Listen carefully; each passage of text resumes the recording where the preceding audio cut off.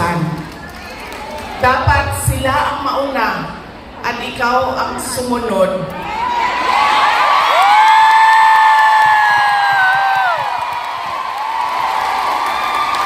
Para matigil na at hindi na paulit-ulit ang kahirapan sa ating bayan. Kaya, nung sinabi niya sa akin yon, hindi na masyadong masakit. Masakit pa rin sa akin pag nakakarinig ako ng kasalanan mo yan lahat, Inday Sara. Pero iniisip ko na lang, naku, sinabihan ako ni Pastor Kibuloy, you are there, you are where you are intended to be by God. Exactly where.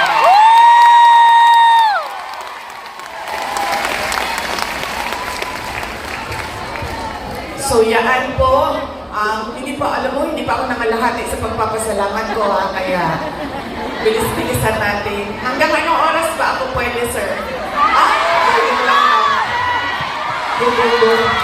Ay, hindi kami pwede mag-abot ni PRD kay kasakbo ng pagkuon.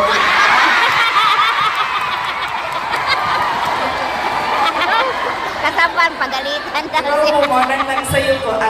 Tagalog eh. Alam nyo, bakit ako nandito ng maaga? Gumising talaga ako ng maaga. Ang alarm ko, 6:30 a.m., 7 a.m., 7:30 a.m., 8 a.m. Apat yung alarm ko. Para hindi kami mag-abot ni President Rodrigo Duterte. Kasi pagagalitan na naman niya ako sa mga pangyayari.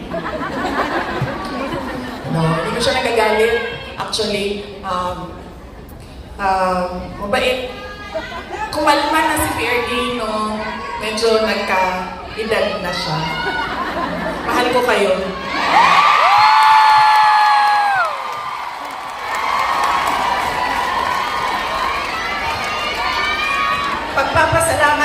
Magpapasalamat din ako.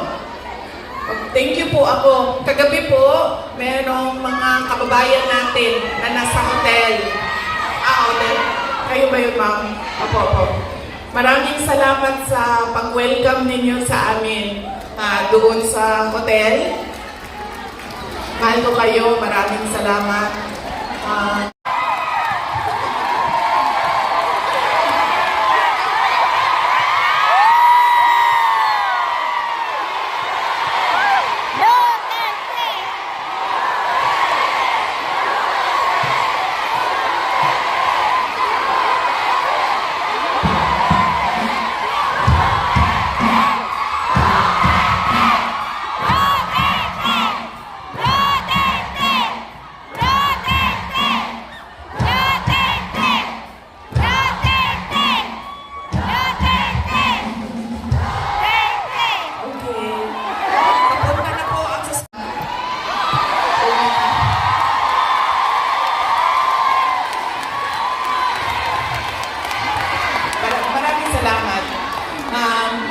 Yung satellite offices po namin sa iba't ibang lugar ay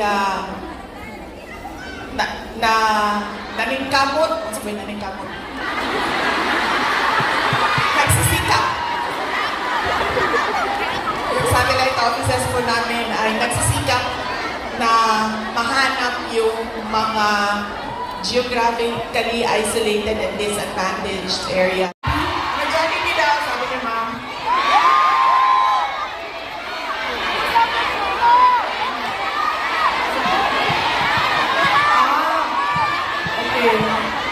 So, hindi daw tayo kakain lahat.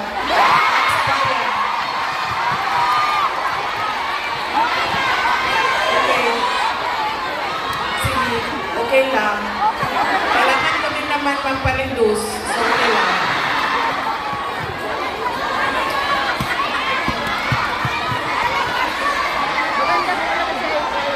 Ma'am, darating tayo dyan sa ayuda na yan, ha?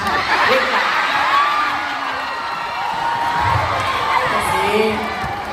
Tuloy-tuloy ko na, ha? Ang susunod po ay ang dahil pagpapasalamat po ito paningin niya. Lalo pati, pag every time nababanggit yung grade sa bar, hindi na siya talaga nagsasalita. Tapos lagi ko pa sinasabi sa kanya, sabi ko, partida yan pa ha, kasi hindi ako nag-aral eh. Kung nag-aral ako, top-notcher ako eh.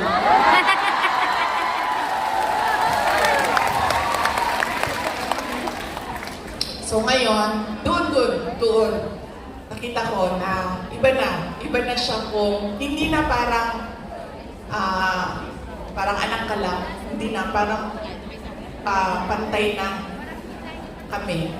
Tao na ako, buong tao na ako sa paningin niya. Ganyan yung emphasis niya sa education. Kaya ganyan din, hanggang ngayon, ganyan din. Alam niyo ba, sa mga apo, kabahan ka pag nagtanong na si PRD kasi didiretso yan, anong grade na ito? Anong eskwelahan? Ito anong grade na? Anong eskwelahan ito? Ito anong grade na? Anong eskwelahan? Ganyan. Si PRD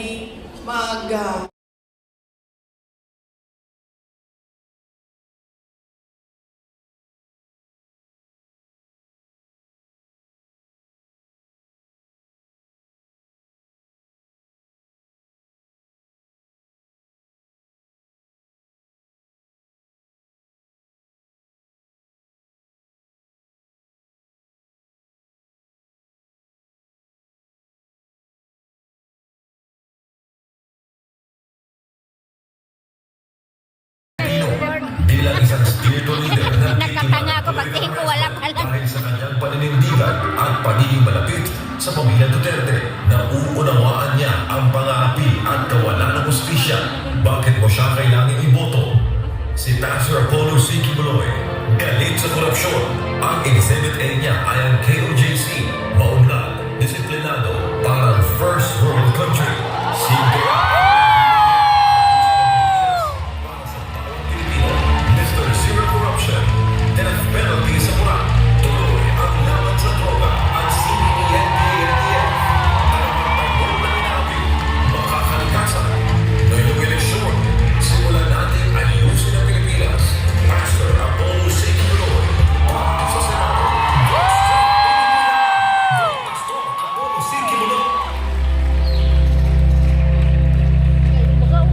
Ganda na nga natin pag nakapunta ka doon.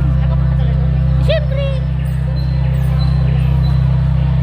Sabi ko, pasyal ko sa Ruby, parang hindi siya makaduling-duling. Ang kabanalan ng mga sagradong lugar ng Kingdom of Jesus Christ ay marahas na ginulong at nilapastangan. Dalhin tayo lahat.